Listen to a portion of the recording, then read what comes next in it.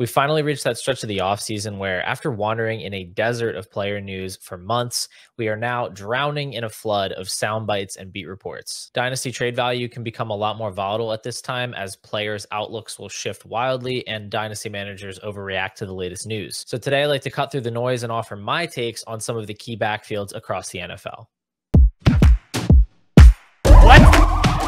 What? Why are you shaking your head? You're welcome.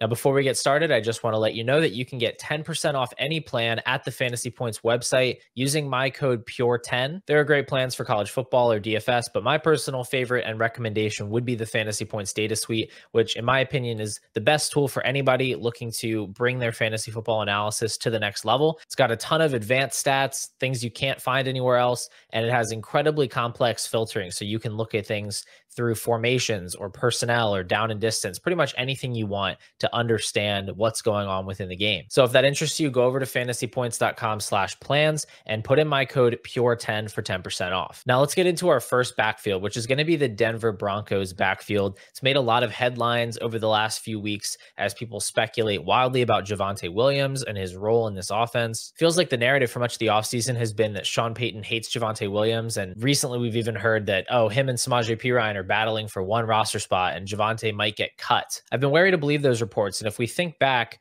from Sean Payton's time arriving in Denver, everything he's done would seem to suggest that he likes Javonte Williams and intends to use him as a starting running back for this team.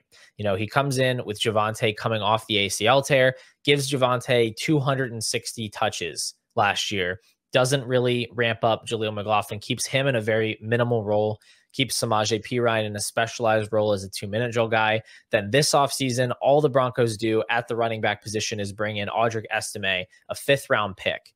So, you know, not a lot of investment to suggest that they want to get Javonte out of the game plan. And then we have these comments from Sean Payton recently saying that Javonte has lost weight, that he looks like a different player, that he's having a very strong camp. So, or for some schemed up pass catching stuff, kind of a Darren Sproles type of player. But Javonte still seems like by far the best bet to lead this backfield in touches. I do not think he's going to get cut. And he's not a player that I'm panicking on in Dynasty. If anything, right now, I'm going out and kicking the tires and seeing, are people worried? Are people willing to trade him away for a discount? His startup ADP of 905 as the 23rd running back off the board, that feels like a strong value. And I think he's a player that you can target in trades. I would be offering something in the ballpark of a 2nd and a 3rd to get the conversation started. I think in some cases that'll get it done, but I'd be willing to go a little bit above that as well if I was in need of a running back. It does feel like Javonte's been around for a long time, but he doesn't turn 25 until next April. So he's still quite a young player. And for that reason, I think he offers a lot more value upside than some of the other running backs in this range. It's possible he doesn't actually provide the type of scoring you'd like to see. You know, it's going to depend on how effective the Broncos offense is with Bo Nix, but Sean Payton has always had offenses that produce a lot of fantasy opportunity for running backs. He's typically near the top of the league in running back targets, and I think that's going to benefit Javonte, who's going to get a lot of targets on 1st and 2nd downs as long as he's healthy. As far as the other running backs in this backfield, Audric Estime and Jaleel McLaughlin are both good stashes in Dynasty. I think at their costs are totally worth investing in because this is such a favorable offensive environment. If they were to see their roles expand beyond what's expected, they could absolutely produce, you know, starting quality numbers. But I do think McLaughlin is more of a specialist player. He's very small. I think it'll be hard for him to carve out like a significant role in the offense. He's also struggled with pass protection, so I don't know if he's actually going to get a lot of the 3rd down work. And then Estime is kind of the opposite problem, where he seems more like a 1st and 2nd down grinder and maybe not much of a pass catcher.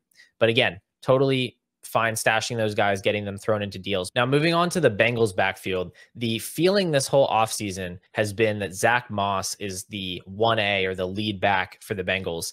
According to a practice report from last Friday, it seems that Chase Brown has been taking the majority of the reps with the first team offense all along, and that it's always been the Bengals' plan to deploy him as kind of the lead guy or the 1A in this backfield. And that backs up what Zach Taylor said in a recent press conference when asked about an increased role for Chase Brown. He replied, "I think he's earned that. I think he's worked the right way. He's what we hoped we were drafting. If you can still buy into Chase Brown at that second round price tag, that seems like a great idea because this offense is going to be good. Joe Mixon hasn't been a terribly effective player for a few years now, but it comes down to getting that volume in a productive environment.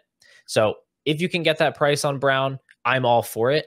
I think that in a lot of leagues that ship has sailed, or at least soon that's not going to be available as people kind of realize what they have in Brown.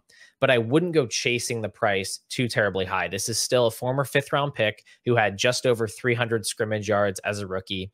Zach Moss is still there. He's competent. He figures to have a role. So I don't know how high the upside is.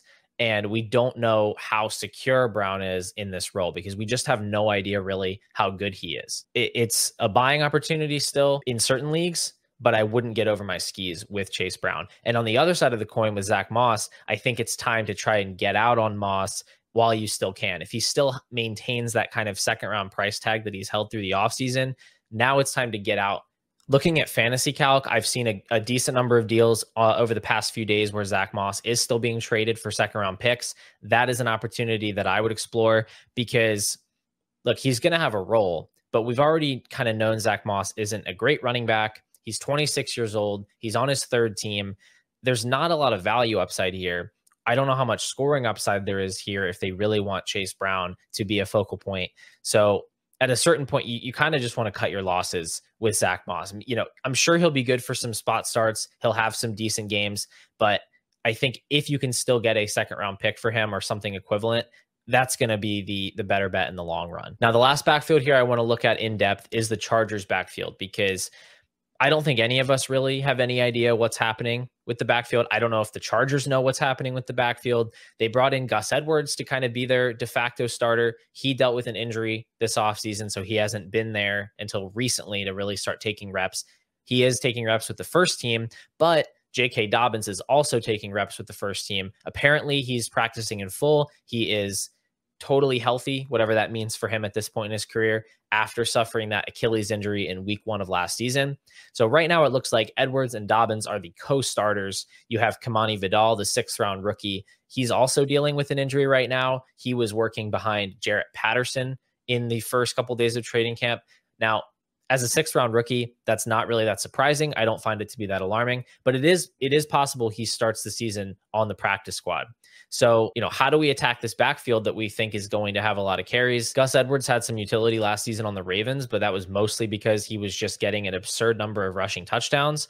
I don't think as a 29-year-old running back, he's going to be able to take on this huge portion of the backfield. I don't think he's going to score as many touchdowns as he did last year. So it's hard to see a lot of high-end outcomes for him.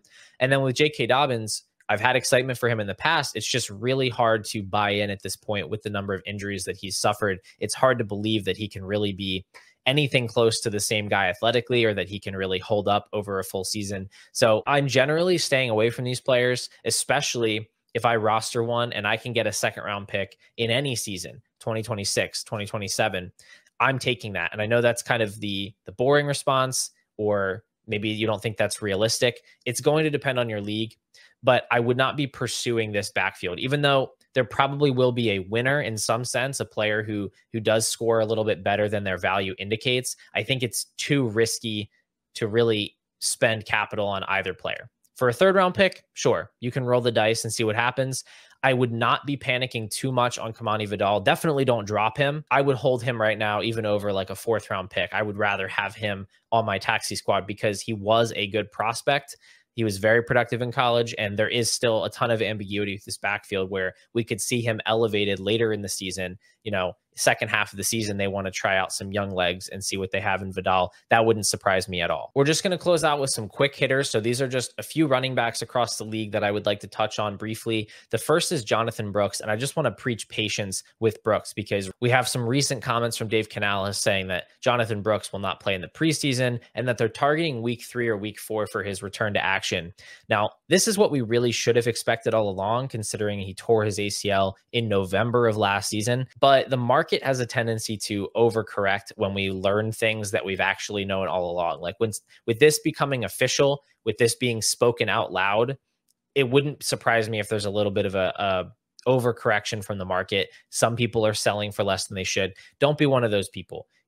Be patient with Brooks. He's always been a long-term play. Don't trade him away for anything less than you would have traded him away for a week ago. This is all baked into the price from the beginning. And as a second-round pick, he is going to get his opportunities. He's not going to come back and be buried behind Chuba Hubbard on the depth chart. When he's ready, he's going to get his touches. So just be patient with Jonathan Brooks. And in the meantime, if you can acquire another running back on the cheap that you can use early in the season, probably should have done that already. But if you haven't, look into guys like Devin Singletary or Ezekiel Elliott, somebody who's cheap, who projects to be a starter at the beginning of the year, and that can probably hold you over until Brooks is ready to go. Next, I'd suggest buying Tyjae Spears. He's a guy I'm very interested in.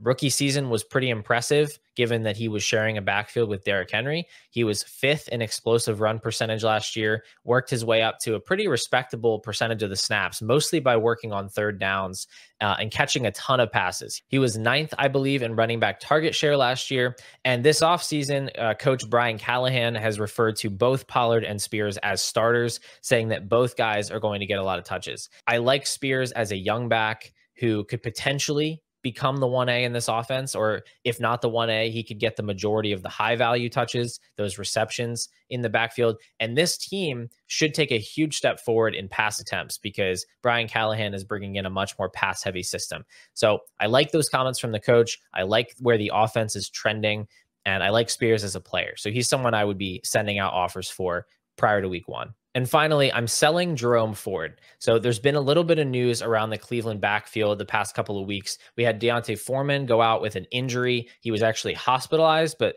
later released and returned to the Cleveland facility. Apparently, he's mostly fine and he's expected to practice again soon. But Foreman is kind of the primary competition for early down work with Ford because Nick Chubb is not expected to be ready at the beginning of the year. In the past week or so, we've gotten reports that Chubb has a little ways to go, that he is still, working on his recovery. Again, this is stuff that we pretty much knew already. There's a reason that in seasonal formats, Nick Chubb goes pretty late. It's because we aren't expecting to get a full season out of him. He had a gruesome injury. He had multiple surgeries, and he's an older running back. But I don't think that we should be giving Jerome Ford a big boost in value off of any of this news. Despite Ford looking like the early favorite to lead this running back in touches, I'm just not that excited about him. We saw him in that lead role after Chubb got hurt last year. He scored just over 12 points per game. At best, we should expect him to maintain that this year until Chubb returns. But if and when Nick Chubb returns, which is expected, sooner than later, that role is going to be scaled back significantly. So where Ford is valued in startups right now, I think he's right on the cusp of that like late second, early third round value. I'd prefer to cash out, either trade into a running back that has more full season upside, or just cash out for draft picks that you can reallocate into other spots in your lineup. But I think it's a mistake to ride into the season counting on Ford as a guy that you're actually going to want to play. So those are my takes on some key backfields across the league, but I want to hear from you. Which training camp news has your attention right now? Leave a comment down below. If you found this video helpful, make sure you hit the subscribe button, and I will see you all next time.